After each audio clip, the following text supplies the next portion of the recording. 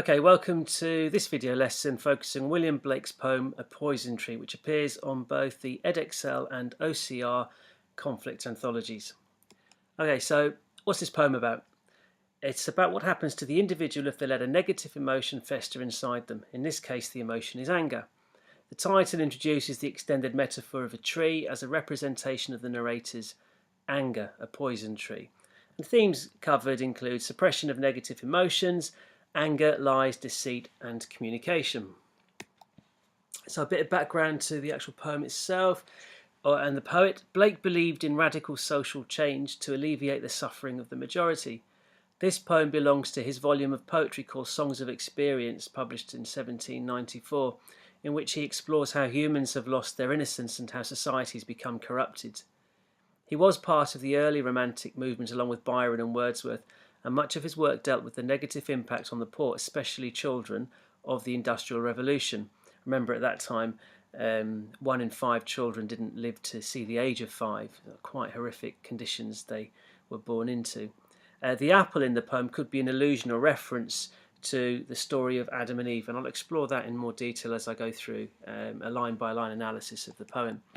Okay, so the 3 key elements that the examiner is looking for you to focus on are form, structure, and language. I've written down some observations on these 3, and then I'll proceed to doing a more detailed analysis of the poem. Okay, at this point I want to say method and meaning. The examiners are looking for, it's a kind of buzz phrase, if you like, method and meaning. Identifying poetic devices and techniques used, that's great, I'll get you a decent grade. But to get the higher grades, you need to explore the impact or the effect of these methods used. So drawing inferences and interpretations. I'll show you what I mean here. The poem consists of 4 quatrains. That's the method, which gives it a very straightforward and accessible feel. There's a meaning. The rhyming couplets throughout and the rhythm make it feel like a nursery rhyme. So there's your method, there's your meaning. Blake has said that his preferred reader is a child, and this rings true with this poem. Nursery rhymes carry lessons about the world, and this poem also carries advice for its readers, both young and old. The poem is basically written in what's called trochaic tetrameter. This is an 8-syllable line with a stressed syllable following an unstressed syllable. However, Blake plays about with this form so that a lot of the lines are actually shorter than this. So method, this gives the impression of being incomplete. Here's your meaning, which could reflect that the growth of the narrator's anger is also incomplete because he has not dealt with it properly. It is written in the first person, which personalises it further, gives it more impact, lends it more impact. Some observations on structure.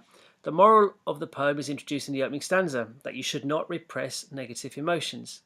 The following stanzas develop the extended metaphor of the growing tree representing this festering anger, until the climax in the final stanza, where it is implied that this building anger has led to the foe's death.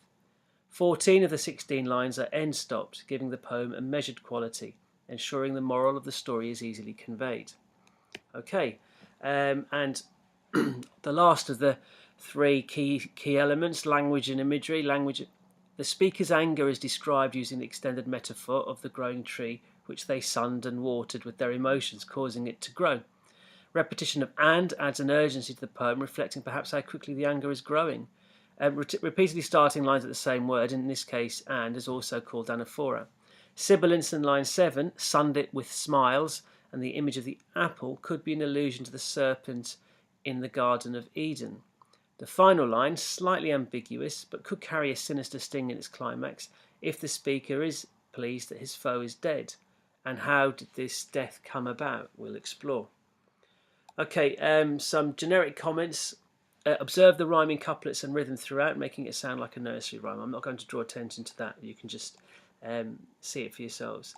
Okay, let me get the annotations up. I'm not sure where they end. One more. Well, let's leave it at that. Okay, I was angry with my friend, I told my wrath did end. I was angry with my foe, I told it not, my wrath did grow. And I watered it in fears, night and morning with my tears, and I sunned it with smiles, and with soft deceitful wiles. Okay, repetition of first person makes it more personal and effective. Repeating I was angry reinforces the depth of that anger. I told my wrath So I was angry with my friend. I told my wrath, and it was dealt with. I was angry with my enemy, but I didn't tell it. I didn't tell him. And what happened? The anger festered. So the contrast or antithesis, highlighting with lovely simplicity what happens if you repress negative emotions. So there's the moral of the poem in the opening stanza.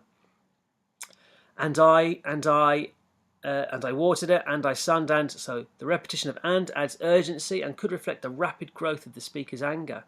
Night and morning with my tears, continued metaphor of the growing tree, and then sunned it with smiles, with soft deceitful wiles. The repeated S or SH sound is called sibilance, which is a form of alliteration.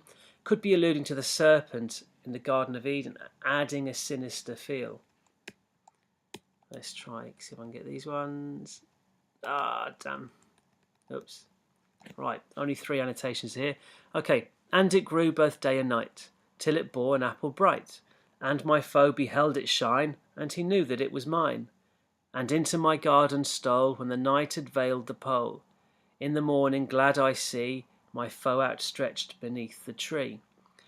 Shift in energy as the tree becomes more active, from I watered it to it bore an apple. Apples are symbolic of temptation, Adam and Eve in the Garden of Eden. And into my garden stole when the night had veiled the final stanza carries a degree of ambiguity. Why did the foe enter the garden? Was it merely to steal the apple? Or was he lured there by the speaker? And was the speaker pleased that his foe is now apparently dead? Okay, slightly ambiguous. Up to you. Your interpretations. Remember, to secure the top grades, you need to be offering multiple or alternative interpretations. It's called tentative analysis. Don't assume one definitive response to a line or a stanza if there is a degree of ambiguity about it. The examiner will applaud these alternative interpretations. Okay. That's enough there. Nice short poem, quite straightforward, apart from perhaps the ambiguity of that final stanza. A summary of the poetic devices used, which you should incorporate into your analysis. Quatrains, rhyming couplets, regular rhythm, trochaic tetrameter, extended metaphor, repetition, anaphora, antithesis, contrast, natural imagery, and some vocabulary to use in alignment with those techniques. Anger, festering, ambiguous or ambiguity, moral, deception, lies, repression, communication, control.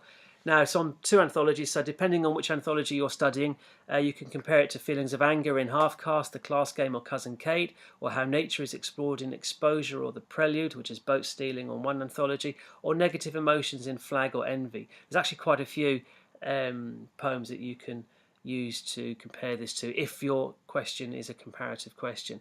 Obviously, I do tackle specific questions for specific exam boards. You'd need to go into the edXL or the OCR sections on the website. Okay, hope you found that useful. Do check in with all the other videos, and we'll see you there. Bye bye now.